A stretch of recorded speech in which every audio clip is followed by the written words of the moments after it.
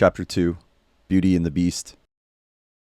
When the turn came for Esther, the daughter of Abihail, the uncle of Mordecai, who had taken her as his own daughter, to go into the king, she asked for nothing except what Haggai, the king's eunuch, who had charge of the women, advised. Now Esther was winning favor in the eyes of all who saw her, and when Esther, who was taken to King Ahasuerus into his royal palace in the 10th month, which is the month of Tebet, in the 7th year of his reign, the king loved Esther more than all the women, and she won grace and favor in his sight more than all the virgins, so that he set the royal crown on her head and made her queen instead of Vashti. Esther 2:15-17. There are some competitions that it is no great privilege to win.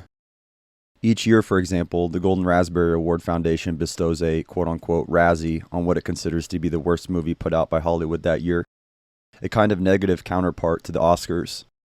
Needless to say, this is one award for which few actors would be thrilled to be nominated.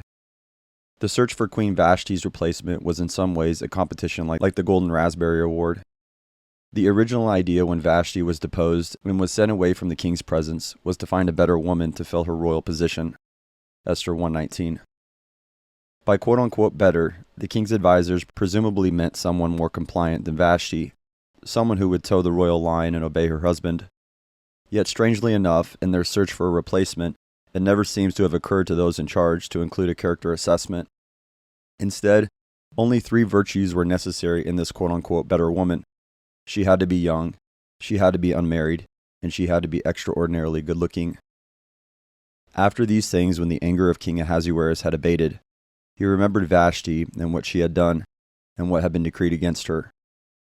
Then the king's young men who attended him said, "Let beautiful young virgins be sought out for the king, and let the king appoint officers in all the provinces of his kingdom to gather all the beautiful young virgins to the harem in Susa the capital, under the custody of Haggai, the king's eunuch, who is in charge of the women. Let their cosmetics be given them, and let the young woman who pleases the king to be queen instead of Vashti." This pleased the king, and he did so. Esther 2:1-4.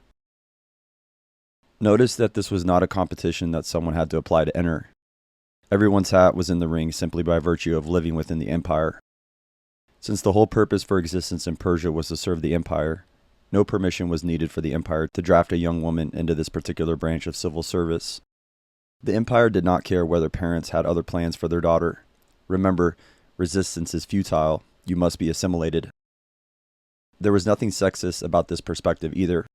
The empire would also happily draft people's sons to serve as the king's eunuchs, if it felt that there was a need and if they were qualified.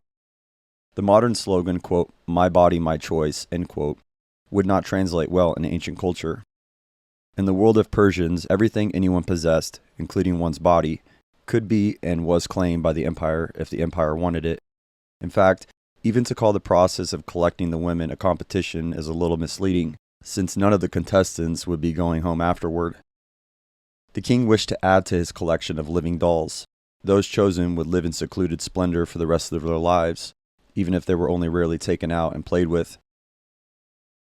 Indeed, it was not a bad life on the scale of existence within the empire.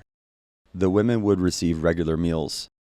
Probably very few had resisted the royal summons, and many would have regarded it as a wonderful opportunity to have a comfortable, if pointless, existence. For many it would seem almost like winning the lottery. If that seems a bizarre notion in our culture, where personal freedom is so idolized, think of the many people around us who pour their entire working careers into jobs they dislike, or even despise, in return for a comfortable salary and relative job security. The empire may have changed its shape and the kinds of demands it makes of us and of our children, but our world is not so very different after all. In the midst of this all-consuming empire, 2 relatively insignificant people, Mordecai and Esther, step onto the stage.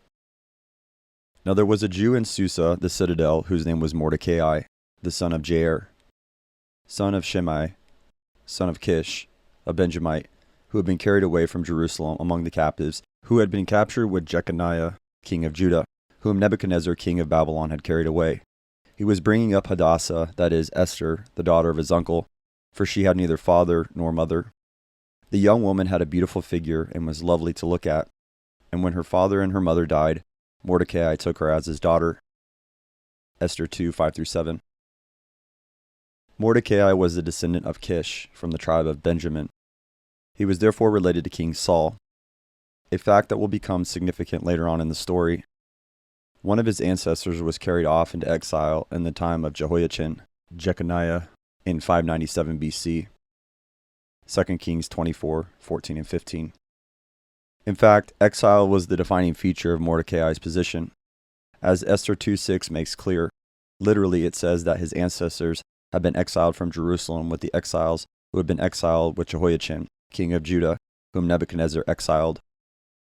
As a second or third generation exile, he would thus have known nothing other than life in Persia under the empire. Exile defined his existence. The clash of cultures that exiles like Mordecai experience is evident already in the way he is introduced. On the one hand, he is identified as a Jew, with a kosher genealogy that stretches back to the golden day of Israel. More than 100 years of exile had passed since the destruction of his homeland in 586 BC, but he had still not been assimilated. Susa was his address, but it was not his home.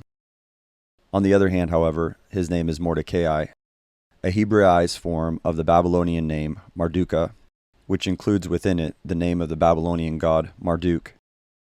That is not to say that Mordecai was a worshipper of Marduk. Many faithful exiles had both Hebrew and Babylonian names. Daniel and his 3 friends were also renamed by their captors. However, Mordecai's introduction expresses the ambivalence of his position as a citizen of 2 kingdoms. At home, he was Mordecai the Jew, faithful servant of the living God. At work, he was just plain Mordecai, faithful servant of the empire. Mordecai lived in the citadel of Susa, along with the imperial employees, rather than out in the city of Susa itself. The other member of his household was his cousin, whom he had taken into his care because she was an orphan. She too had dual names and a dual identity. She had a Hebrew name, Hadassah, which means myrtle. She had a kosher heritage. She was the daughter of Abiahil, Esther 2:15. The empire, however, knew her by her Persian name, Esther, or Star, perhaps also as an allusion to the pagan goddess Ishtar. She too, like all the exiles, had to live in 2 worlds. As her life unfolded, though, there would come a day when she would have to decide which of those 2 worlds defined her. Those 2 worlds collided one fateful morning in the citadel of Susa. Ahasuerus' officials were collecting his new flock of young women, according to the edict that his advisors had framed for him. It is not clear whether they had to use jackboots and rifle butts to ensure the compliance of the chosen, or whether it was those who were left behind, who were the disappointed ones. Most likely, the majority accepted it simply as a matter of course. This was just the way the empire worked. Some were chosen, some would be left behind. Esther was one of those who were taken. Quote, "So when the king's order and his edict were proclaimed, and many young women were gathered in Susa, the citadel, in custody of Haggai, Esther was also taken into the king's palace and put in custody of Haggai, who had charge of the women." End quote. Esther 2:8. We had anticipated this fate as soon as Esther was introduced to us as a young woman who had a beautiful figure and was lovely to look at. In fact, the text makes the point that she is actually more than qualified. The officials are searching for one who is good to look at, tovot more, but Esther is both fair of form, yefet toar, and good to look at, tovot more, Esther 2:7.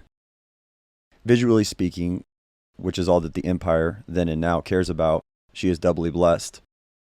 There seemed to be no point arguing with the empire about it, any more than she could have argued with God when he took her parents away and left her an orphan, or Mordecai's ancestors could have resisted being exiled from Jerusalem.